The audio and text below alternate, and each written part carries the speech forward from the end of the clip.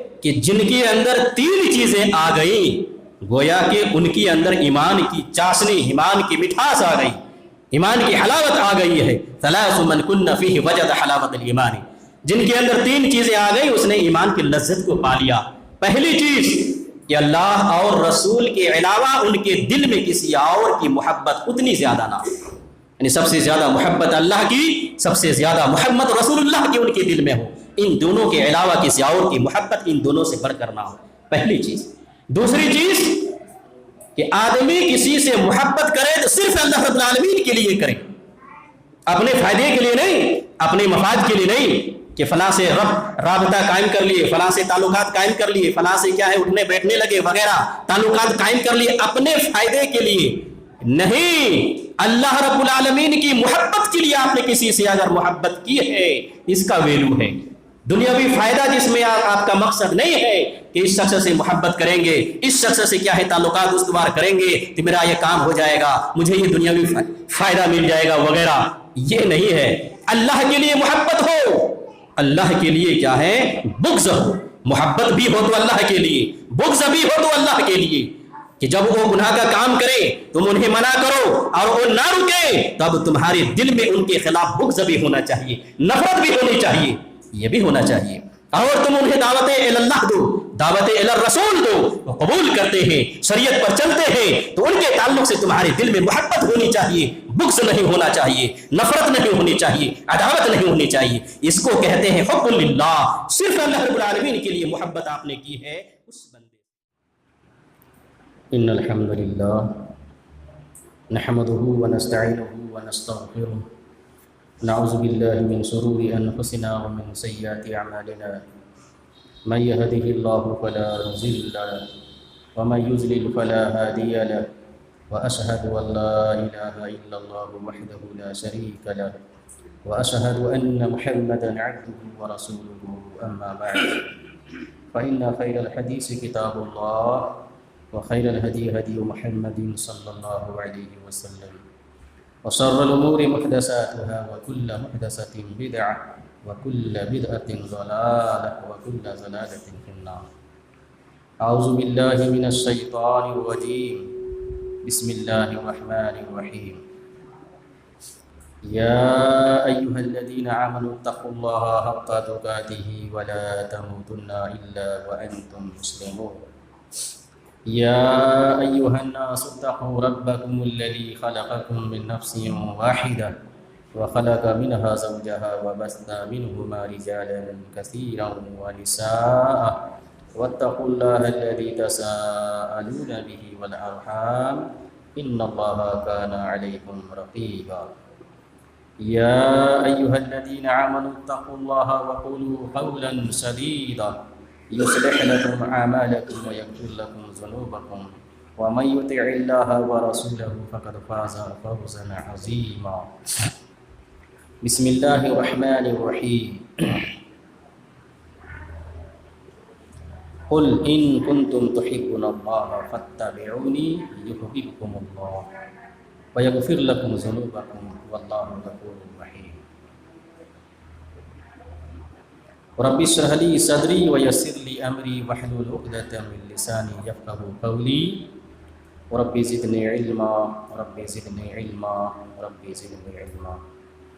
تمام قسم کی تعریفات وحدہ لا شریک خالق کائنات مالک ارض و سما کے لیے ہیں، اور لاکھوں کروڑوں درود و سلام ہو اس ہستی اقدس و مقدس پر جن کا نام نامی اسم گرامی محمد اکرم صلی اللہ علیہ وسلم ہے۔ وہ ذاتی مقدسہ مبارکہ مطہرہ کہ رب العزت نے جنہیں رحمت کائنات بنا کر بھیجا اور جن کے ذریعے اہل کائنات کی ہدایت اور ان کی رہبری کا بندوبست فرمایا۔ محمد الرسول اللہ صلی اللہ علیہ وسلم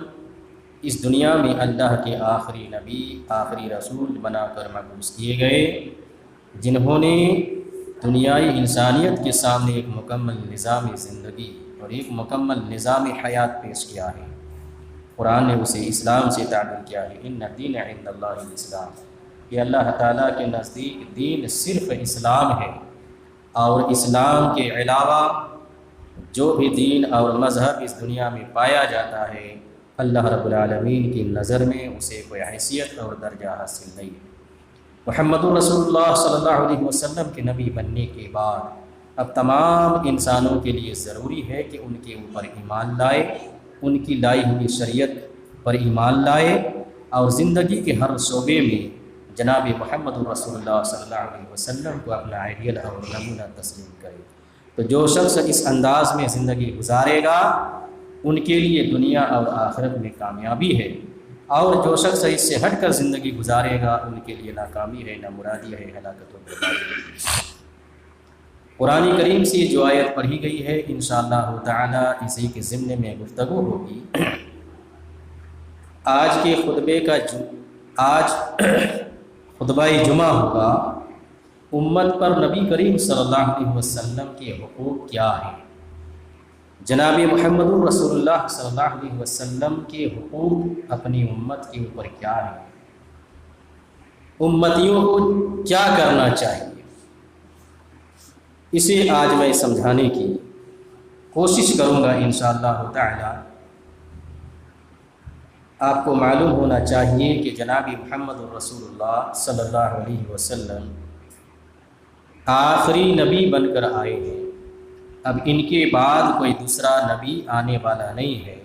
یہ آخری نبی ہیں، اور ہر ایک کو ان کے اوپر ایمان لانا ضروری ہے جنت جانے کے لیے، آخرت میں کامیاب ہونے کے لیے۔ جناب محمد رسول اللہ صلی اللہ علیہ وسلم کو آخری نبی ماننا،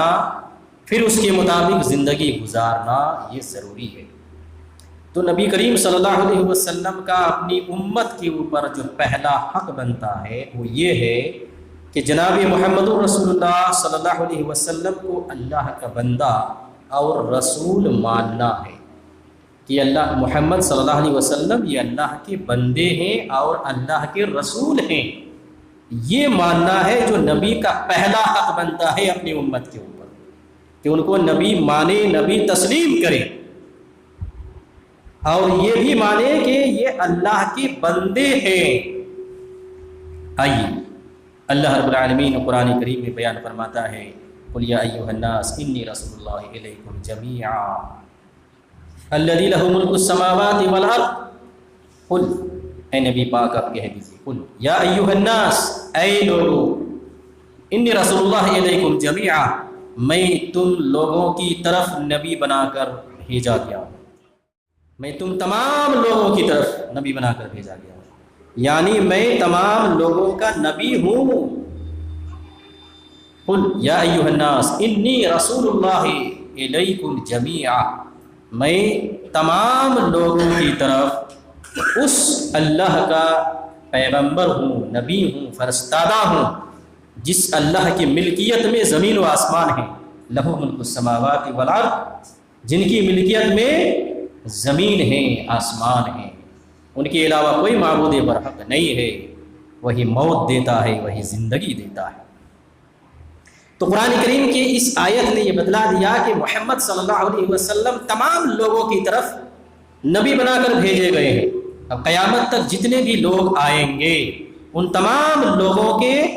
نبی ہیں جناب محمد رسول اللہ صلی اللہ علیہ وسلم، اس لیے تمام لوگوں کا جناب محمد رسول اللہ پر ایمان لانا ضروری ہے۔ فآمنوا باللہ ورسولہ، بس تم لوگ اللہ پر اور اس کے رسول پر ایمان لے آؤ،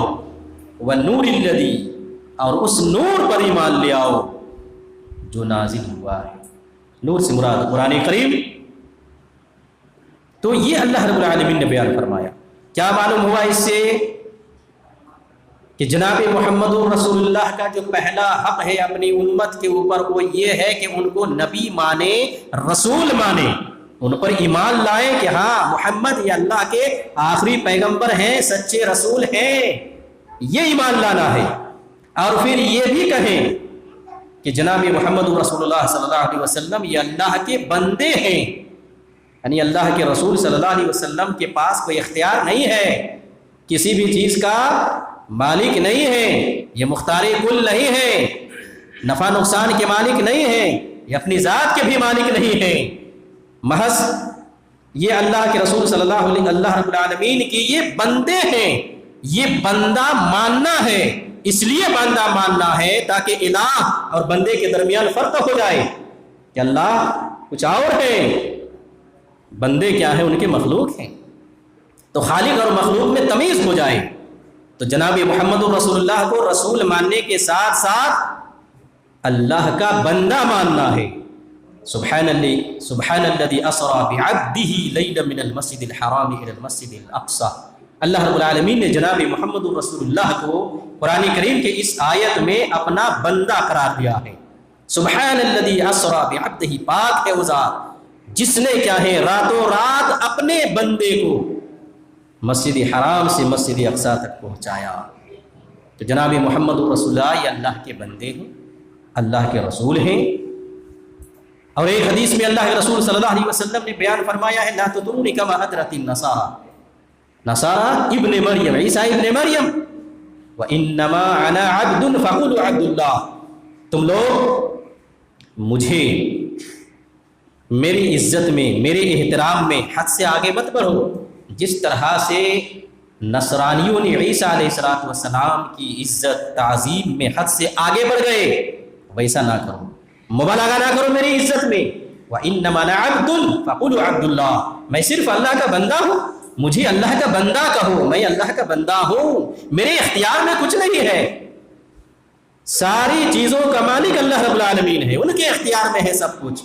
وہ جو چاہتا ہے کرتا ہے، میرے چاہنے پر کچھ نہیں ہوتا ہے، میں صرف اللہ کا بندہ اور میں اللہ کا رسول ہوں۔ تو پہلا حق جناب محمد رسول اللہ صلی اللہ علیہ وسلم کا اپنی امتیوں کے اوپر کہ ان کو نبی مانا جائے، ان کو بندہ، ان کو اللہ کا بندہ مانا جائے۔ دوسرا حق جناب محمد رسول اللہ صلی اللہ علیہ وسلم کا اپنی امت کے اوپر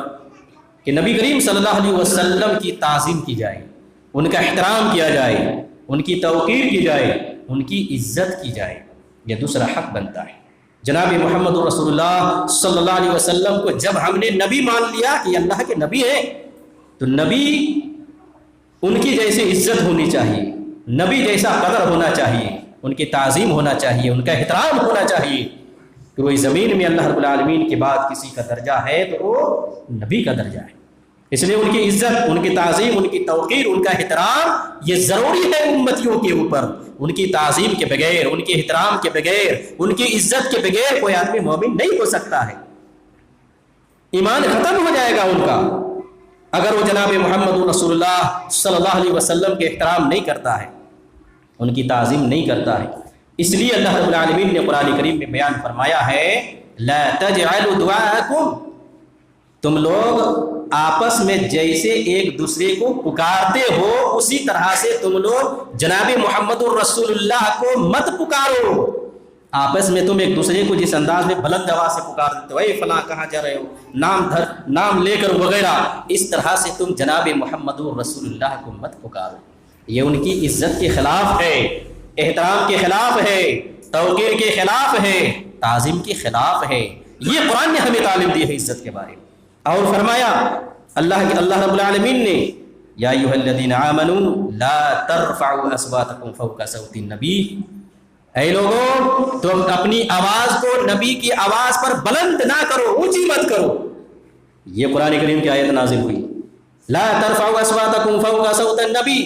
اپنی آواز کو نبی کی آواز پر اونچی مت کرو، بلند مت کرو، ولا تجہروا بالقول، اور تم آپس میں جس طرح سے اونچی آواز میں کیا ہے باتیں کرتے ہو، اس انداز میں اونچی آواز میں نبی کے سامنے تم آپس میں اونچی آواز میں بھی باتیں نہ کرو، کہیں ایسا نہ ہو کہ اس گستاخی کی وجہ سے تمہارا عمل برباد ہو جائے، ان تحبط اعمالکم وانتم لا تشکرون، تمہارے اعمال برباد ہو جائیں اور تمہیں اس کا احساس بھی نہ ہو۔ قرآن کریم نے ہمیں یہ تعلیم دی کہ نبی کریم صلی اللہ علیہ وسلم کو تم اس طرح سے مت پکارو جس طرح سے تم آپس میں ایک دوسرے کو پکارتے ہو۔ نبی کریم صلی اللہ علیہ وسلم کے سامنے تم آواز، نبی کی آواز پر تم اپنی آواز کو بلند نہ کرو، اور نبی کے سامنے جب تم آپس میں باتیں کرو تو زور زور سے باتیں نہ کرو، اونچی آواز میں باتیں نہ کرو کہ نبی کو تکلیف پہنچائے، یہ ادب بتلا۔ اگر تم ایسا کرو گے کہ نبی کی آواز سے اپنی آواز کو تم نے اونچی کر دی، یا نبی کے سامنے تم نے آپس میں باتیں کی لیکن زور زور سے اونچی آواز میں، یہ ڈر ہے ان تحبط اعمالکم کہ تمہارے اعمال برباد ہو جائیں گے، ختم ہو جائیں گے، وانتم لا تشعرون، تمہیں اس کا احساس بھی نہیں ہوگا۔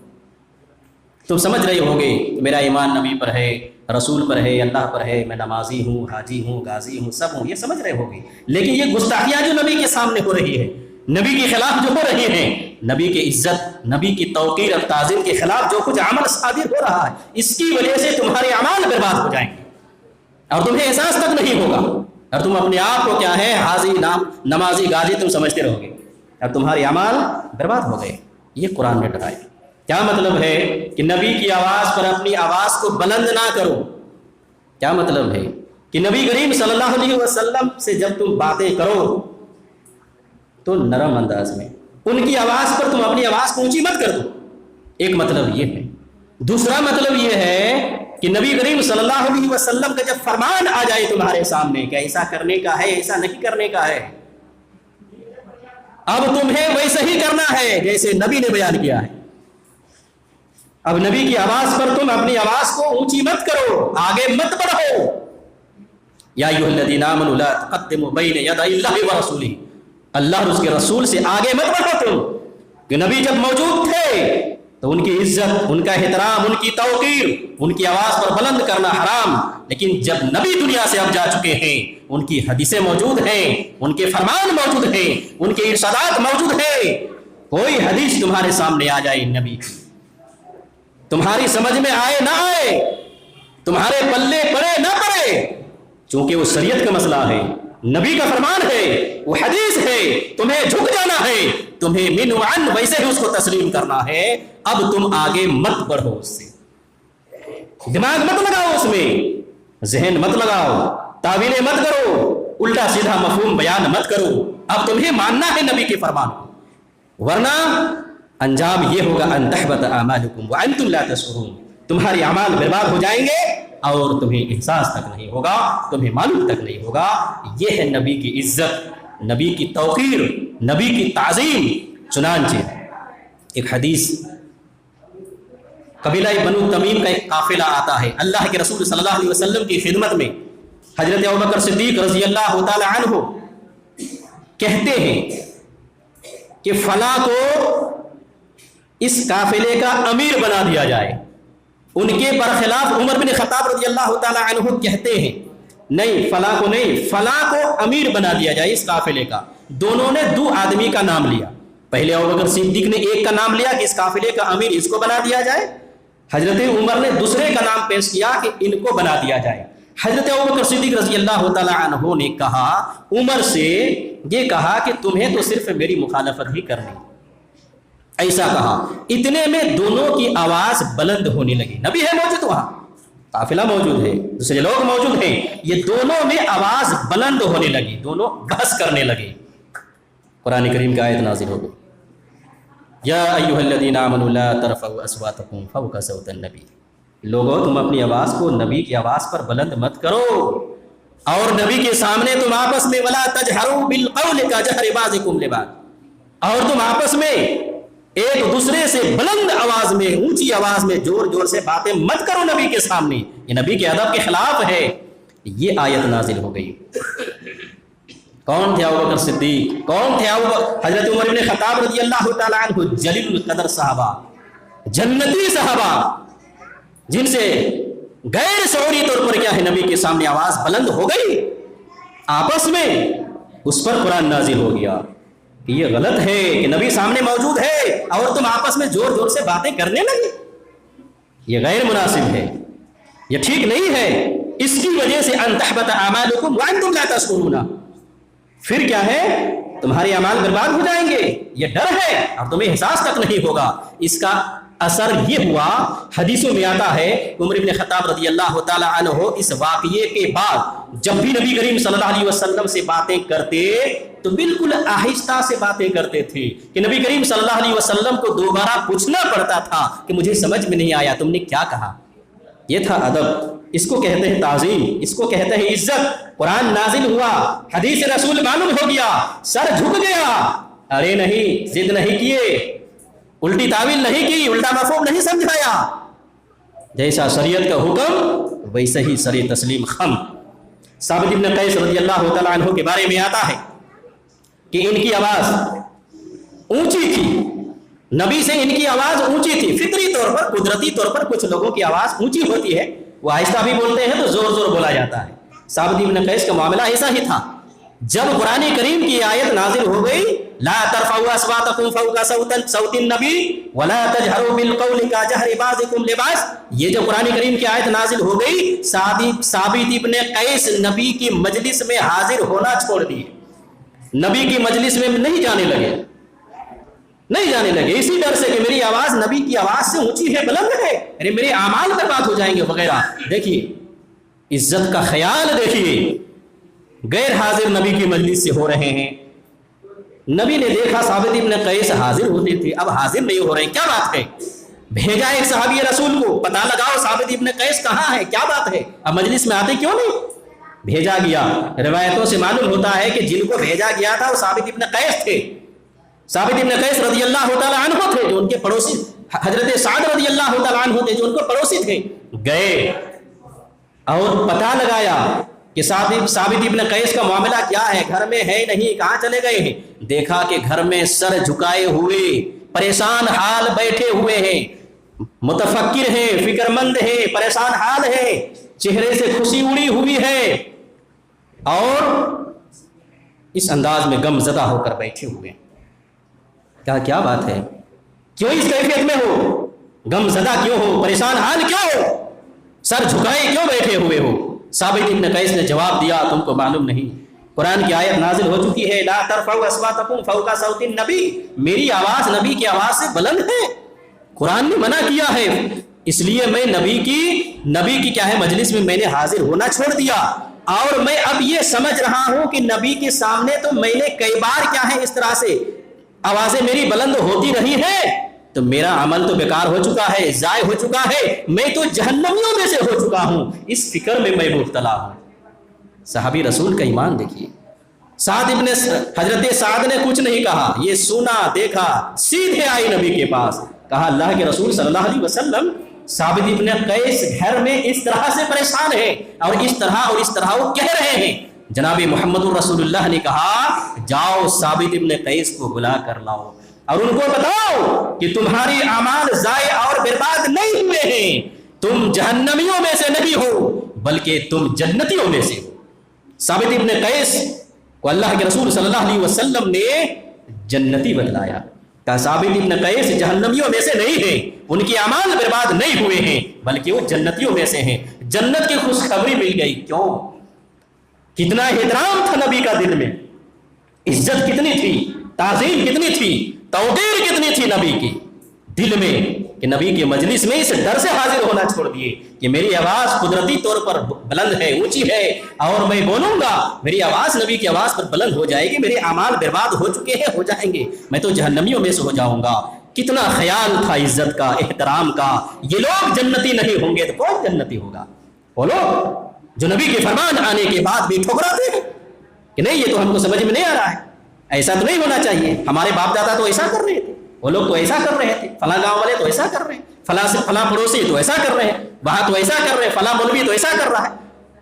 یہ ہے لوگوں کی جواب، لا ترفعوا اصواتکم فوق صوت النبی، تم اپنی آواز کو نبی کی آواز پر بلند مت کرو،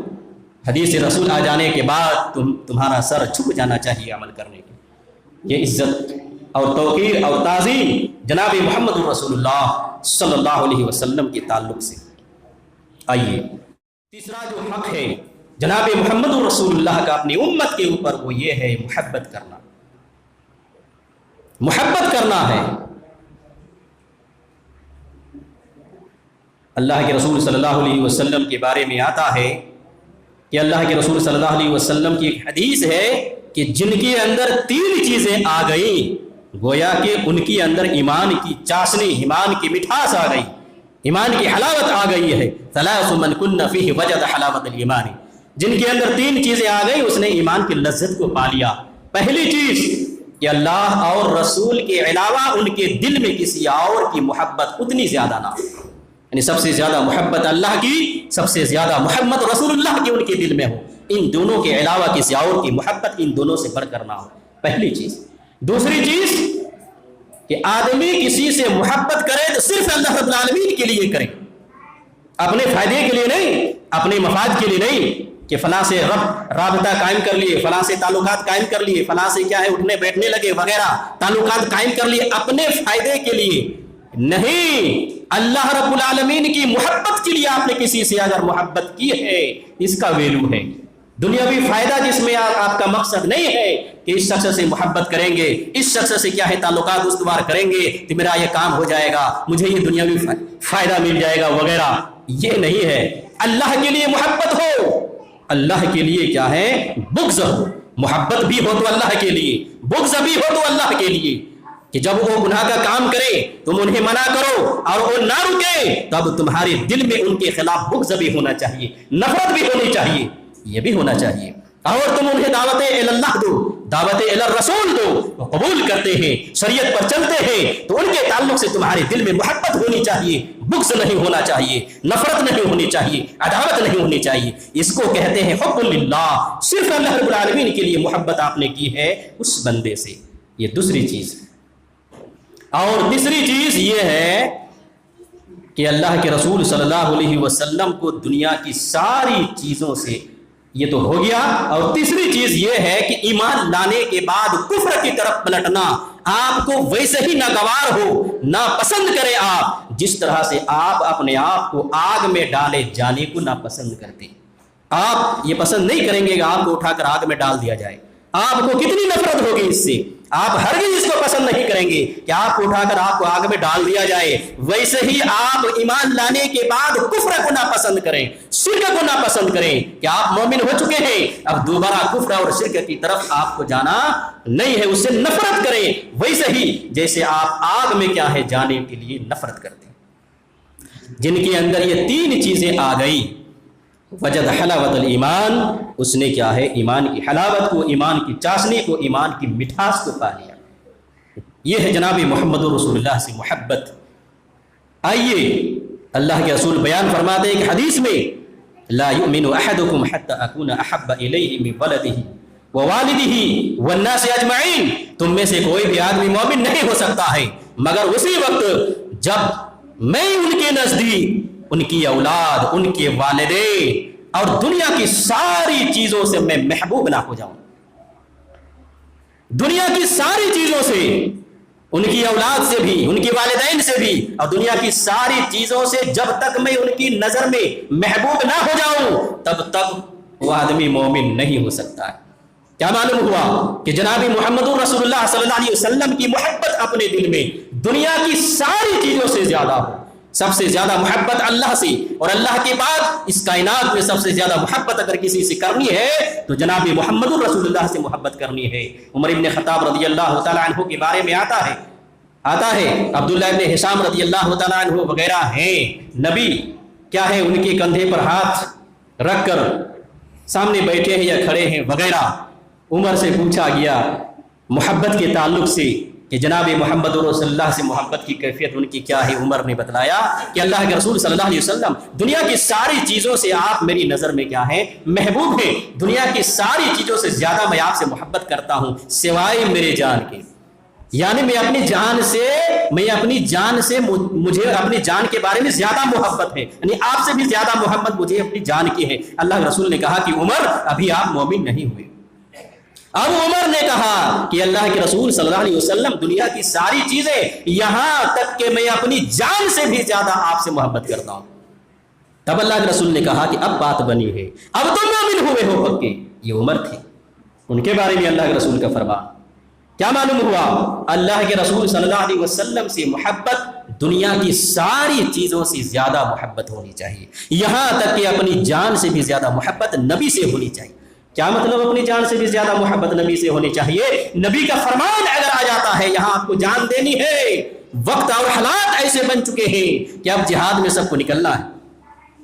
اب تم گھر میں بیٹھے ہو، جہاد میں کیا ہوتا ہے آپ کی جان بھی جا سکتی ہے، بچ بھی سکتی ہے۔ اسلام پھیلانے کے لیے آپ کے مال کی بھی ضرورت ہے، جان کی بھی ضرورت ہے، وقت کی بھی ضرورت ہے، ساری قربانیوں کی بھی ضرورت ہے۔ آپ نے وہاں جی چرایا، نبی کے فرمان کو آپ نے کیا ہے بالائے طاق رکھا، گھر میں بیٹھے رہے، نہیں مانا۔ اس کا مطلب یہ ہے کہ آپ نبی سے محبت زیادہ نہیں کر رہے ہیں، تجھے اپنی جان کی فکر ہے۔ لا یؤمن احدکم، تم میں سے کوئی بھی آدمی مومن نہیں ہو سکتا ہے جب تک کہ وہ اپنے بال بچوں میں، اپنے والدین میں، دنیا کی ساری چیزوں سے زیادہ نبی ان کی نظر میں محبوب نہ بن جائے۔